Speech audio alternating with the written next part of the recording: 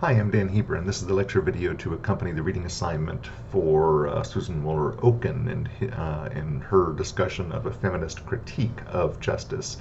And I want to talk a little bit about how this material dovetails with the material on Karl Marx.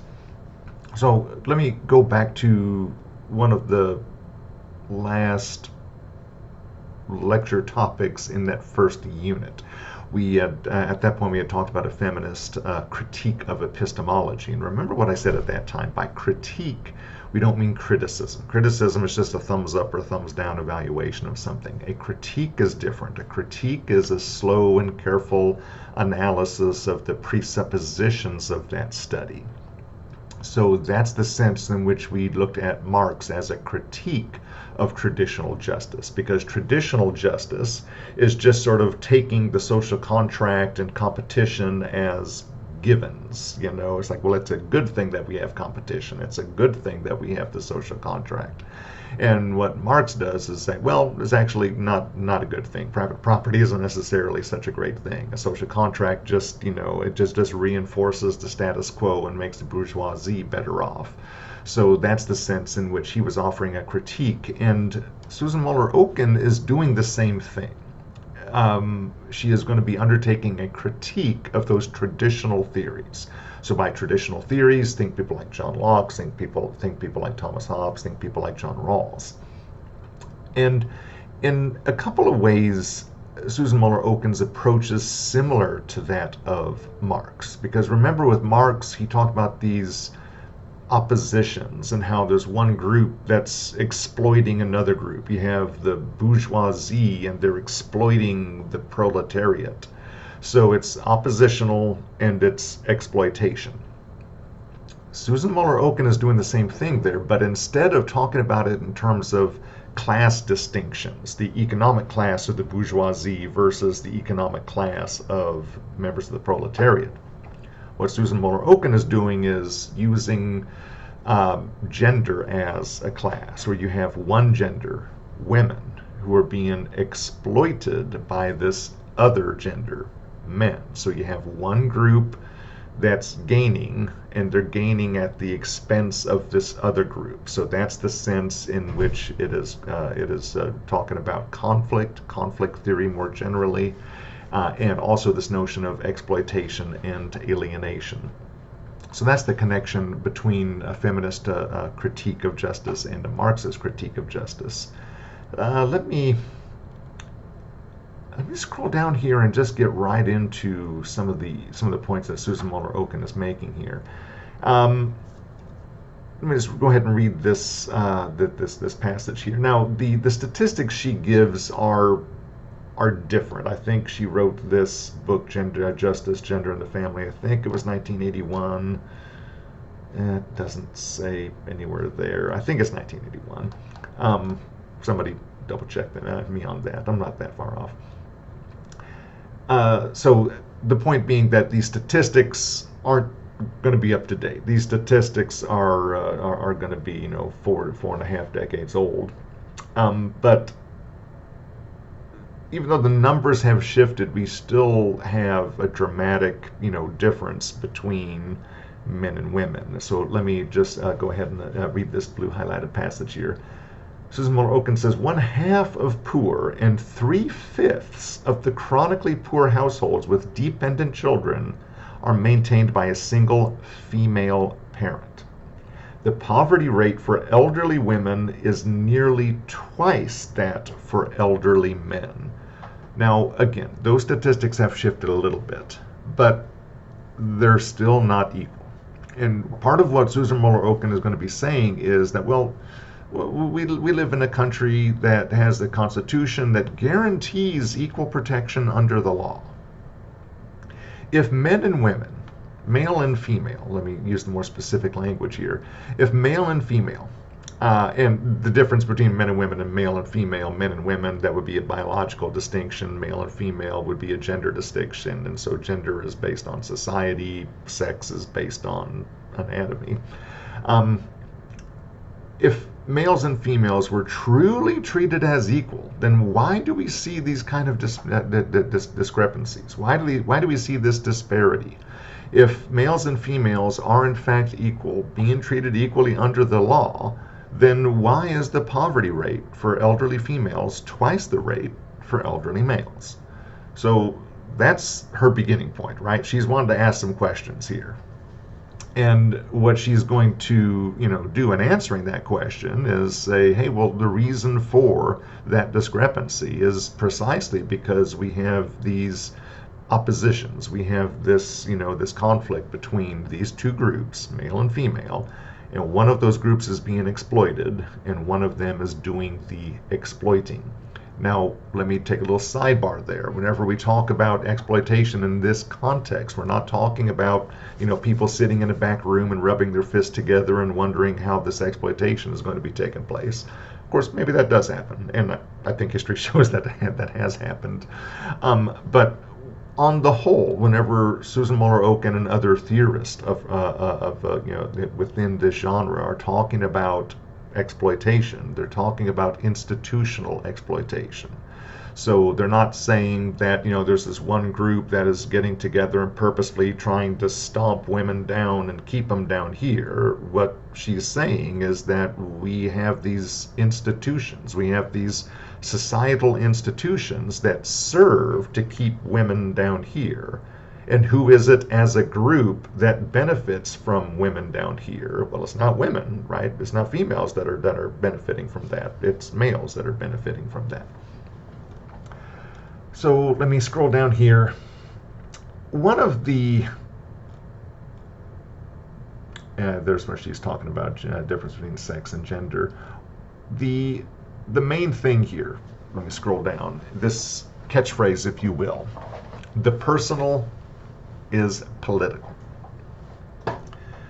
Notice that whenever we are talking about Locke, we'll use him as a representative of the traditional perspective. What Locke is going to do, what Locke did in fact do, is make this distinction between the private and the public. And what Locke says is that the government has its domain over here in the public. The government doesn't have any say about what takes place in private. Now, the reason why people say that, and perhaps you've heard this expression, a man's home is his castle. Think about that, right? You never hear a woman's home is her castle. You say that the expression is a man's home is his castle. Meaning that, if you're at home, if you're sitting on your couch, the government can't tell you what to do. Now, as soon as you step outside of your home, right, you got to wear pants. You can't just walk around in society naked, right? And so if you're in public, the government's going to tell you what to do. You got to pay your taxes. You need to drive on the right-hand side of the road, right? You need to wear pants, that sort of thing. But when you're at home, if you want to, go pantless while sitting on your couch, it's your house, right? The government can't step in, can't barge into your house and force you to put on pants, right? And so what Locke is going to say, we need to have that division between the public and the private. The government has control over here on the public side, and the government doesn't have any control or say over here on the private side. Well, that might sound all well and good to some. But if you ask a question, it's like, well, where does most domestic abuse take place? Well, it's not, most cases of domestic abuse aren't taking place on the town square, right? Most cases of domestic abuse are taking place in the home. And if you say that the government doesn't have any authority in the private sphere, which is where the home is, then what you're really doing is you're enshrining the mechanism that allows for the abuse and the oppression of women, of females. And so that's the perspective that Susan Moller Okin is coming at this from. And what Susan Moller Okin is going to say, as you can tell by the title, is that, well, the personal is political, that we have got to think of the personal as political, and if it's political, well, then there's going to be some governmental, involvement there that is going to help us to achieve equality in the genders. This I have this highlighted here and I have it noted, in my own margins as a key paragraph. And so I'll read this yellow highlighted paragraph first, and then I'll talk about my notes on it. So Susan Moller Okin says, as my argument is made clear, these feminist arguments have not been acknowledged by most contemporary political theorists writing about justice. In discussing some of the feminist arguments about the essentially political nature of personal life, and of the family in particular, I shall establish that domestic life needs to be just and to have its justice reinforced by the state and its legal system. In the circumstances of the division of labor that is practiced within the vast majority of households in the United States today, women are rendered, vulnerable by marriage and especially by motherhood, and there is great scope for unchecked injustice to flourish. So now let me read my notes on that. It's a key paragraph. In it, Okin asserts that traditional social political theories, think of people like Locke, think of people like Hobbes, people like Rawls, maintain a rigid separation between the so-called public and private spheres. But what that's doing is, again, it's preserving and institutionalizing inequality precisely because they're limiting justice. They're saying justice only applies over here. Justice doesn't apply over here. Justice applies in the public sphere. It doesn't apply in the private sphere. But the private sphere is where abuse and subjugation takes place. And so if you say that justice doesn't apply over here, then you're really saying that half the population, which historically, women have been relegated to existing in that private sphere, that the topic of justice just doesn't apply to them, to that entire group, right? That's what Susan Moller Okin has an issue with. And she's tying this to what she describes as the sexual division of labor in the family.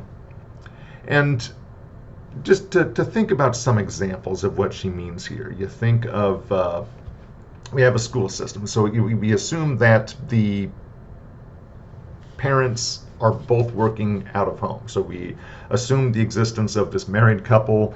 You have, a man and a wife. You have and I'm using the gendered language here because we're talking about Susan Moller Okin. I'm not operating on the assumption that you have to have that sort of heterosexual example of family structure. I'm using that example because Susan Moller Okin is using that example. But in the case where you have a male and a female that are the husband and the wife, the father and the mother of a child that is enrolled in school. And in the case where both the husband and both the father and the mother, let me be consistent with my language here, have jobs outside of the house, the school system has the contact information for both the father and the mother. And yet there's been studies on this. Some 90% of the time, it's not the father that gets the phone call, it's the mother that gets the phone call.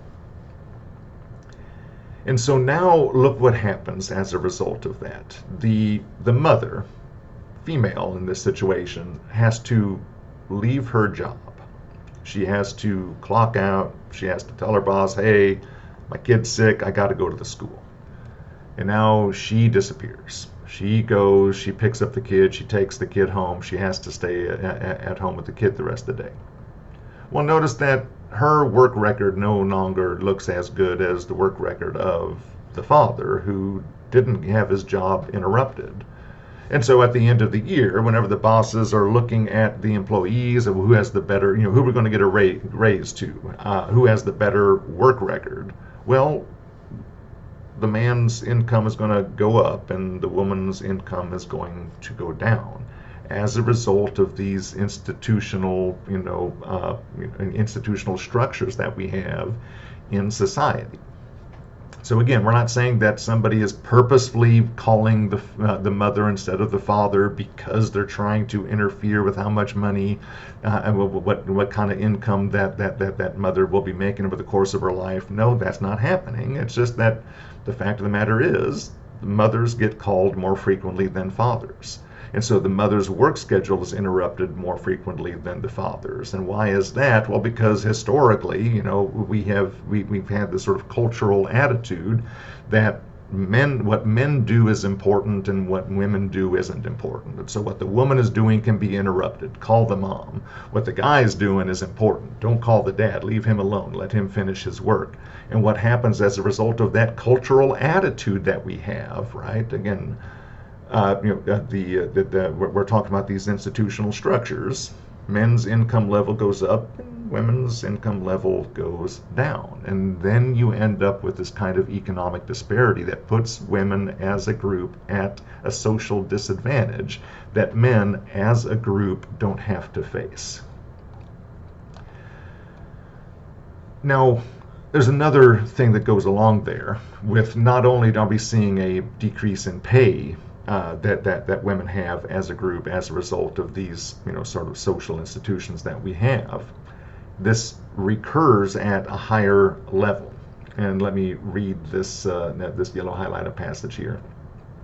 And here Susan Moller Okin is talking about judges who make decisions about family and who is likely to get elected as a judge or appointed as a judge. Well, the people that go to the best law school and the people that have the best education and the people that got hired at the best law firm coming out of law school. Well, who is it that is going to be performing the best at law school? Well, somebody that has somebody at home to take care of the kids. Who is it that's going to get promoted to those high-powered legal professions? Well, if you're constantly having to leave work early and if you can't show up on a corporate retreat because you got to take your kid to volleyball camp, well, then you're going to get passed over for that promotion, right? It's going to be the person who is not doing those things that gets the job. And so they're going to be the people that enter the judiciary. And so what Susan Moller Okin is going to point out is that, we have these judges who have been the most insulated from family decisions, and we're putting in family situations, and we're putting them in charge of making decisions for others. There is a high incidence of recruitment of judges from those who have risen to partnership in the most prestigious law firms. Other judges are often drawn from the equally highly competitive field of academic law, which also places its greatest demands, those of the tenure hurdle, on lawyers during the child-rearing years, and therefore discriminates against those who participate in parenting. Those who are chosen, therefore, would seem to be the least well-informed to make decisions about abortion, especially in cases involving relations between teenage girls and their parents, because the judge who's making that decision has been insulated from those types of situations by the very fact that they've made it through law school and made it to that high-powered law firm and then made it all the way to the judiciary. That's the least qualified person to be making a decision about families and about maintaining the family, about family planning. And yet, who is it that's making those decisions? The ones that are have the least amount of experience. That, have hiccups here. So just to read my parenthetical, my marginal note rather, all of this is just an example of institutional bias that results in exploitation and inequality.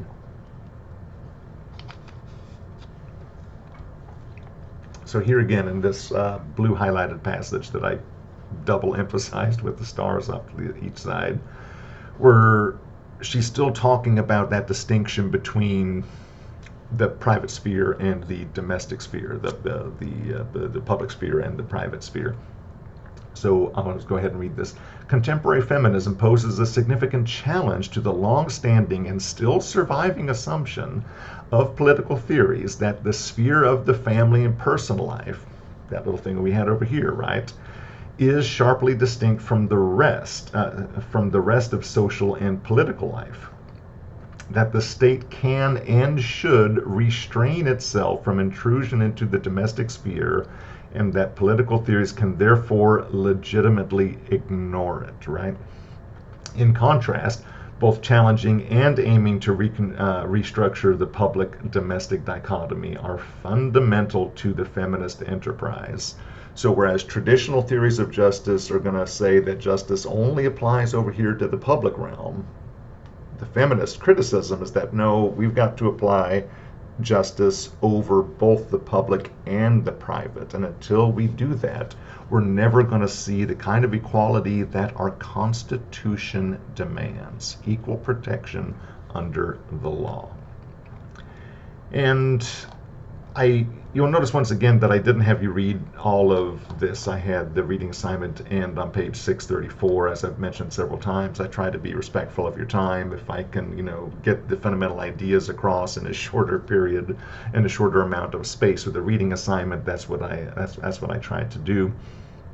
So the last thing I'll read here is this yellow highlighted passage where Susan Moller Okin says, obviously the attainment of a social world in which we have greater equality between the genders, is going to require a major change in a multitude of institutions and social settings outside the home as well as within it.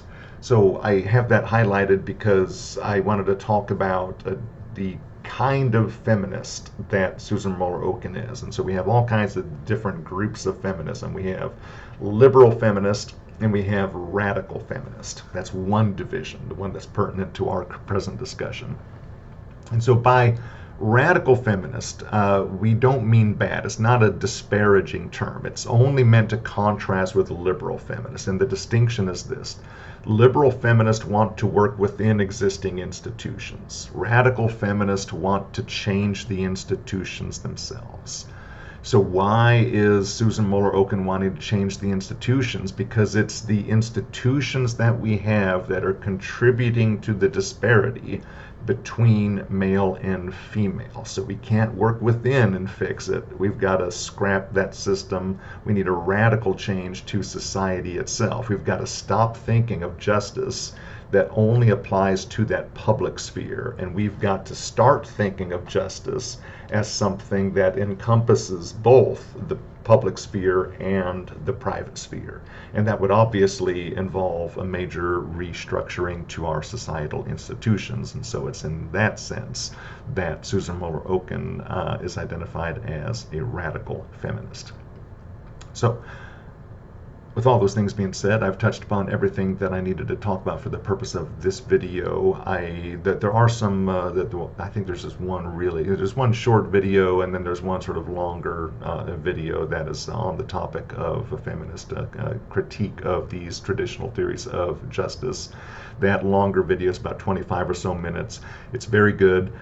It's dry. It's just a guy talking over a PowerPoint presentation. It's going to be a rough watch, but it's really good information, and it covers all the things that I've mentioned and all the things that are covered in the reading assignment. So I'm going to refer you to that video if you haven't already watched it. But for now, I'm going to go ahead and bring this video to a close. I'm going to ask you to enjoy the rest of the day, and I'll see you in the next video.